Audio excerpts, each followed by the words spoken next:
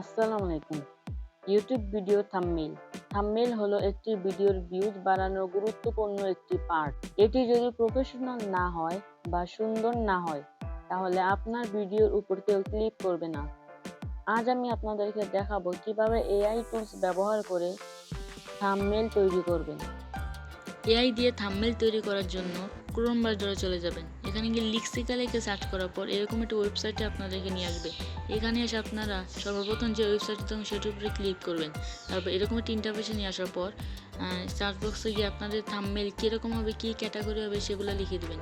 লিখে দেওয়ার পর এখানে আপনারা সার্চ অপশনে ক্লিক করবেন।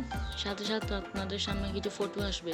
এখান থেকে আপনাদের চয়েস মতো যে ফটোর আপনাদের দরকার সেই ফটোটির উপরে আপনারা ক্লিক করবেন। ক্লিক করার পর এখানে ডাউনলোড অপশন দেখবেন, ডাউনলোড অপশনে ক্লিক করবেন। ডাউনলোড হয়ে গেলে এখান থেকে বের হয়ে যাবেন। তারপর পিক্সল্যাব অ্যাপে চলে যাবেন। এখানে নিউ টেক্সট দেখবেন, এটি ডিলিট করে দিবেন।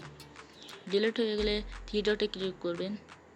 তারপর এখান থেকে ইমেজ সাইজে ক্লিক করবেন, কাস্টমাইজে ক্লিক করবেন, ইউটিউব থাম্বনেইল এই অপশনে আপনারা ক্লিক করবেন। ক্লিক করার পর ওকেতে ক্লিক করবেন। তারপর আবার থ্রি ডটে ক্লিক করে ইউজ ইমেজে ক্লিক করবেন। এখান থেকে গ্যালারিতে ক্লিক করবেন। গ্যালারি থেকে আপনারা ফটোটি নিয়ে নেবেন। ফটোটি নেওয়ার পর সাইন অপশনে ক্লিক করবেন। তারপর এখান থেকে আপনারা গোল যে একটা অপশন আছে এটির উপরে ক্লিক করবেন, সেভ অপশনে ক্লিক করবেন।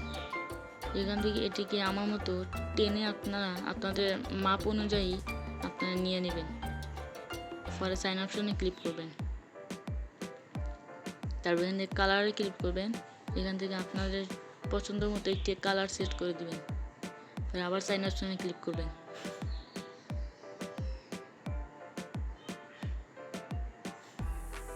তারপর এখান থেকে টেক্সট অপশনে ক্লিক করে আপনাদের থাম্বনেইলে যে টেক্সটটি আপনারা দিতে চান সেই টেক্সটটি এখানে লিখে দিবেন।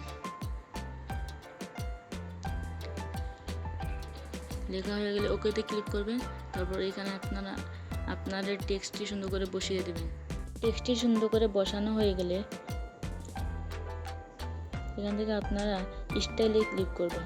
স্টাইলে ক্লিক করে বি অপশনে ক্লিক করে সাইন অপশনে ক্লিক করবেন। তারপর এখান থেকে আপনারা কালার অপশনে ক্লিক করবেন। এখান থেকে আপনাদের পছন্দ মতো একটি কালার সেট করে দেবেন। তারপর এখান থেকে মেমোরি অপশনে ক্লিক করে সেভ এস মেমোরিতে ক্লিক করবেন। তারপর কাস্টমার ক্লিক করে আলট্রা সিলেক্ট করে দিবেন। তারপর সেভ টু গ্যালারিতে ক্লিক করবেন।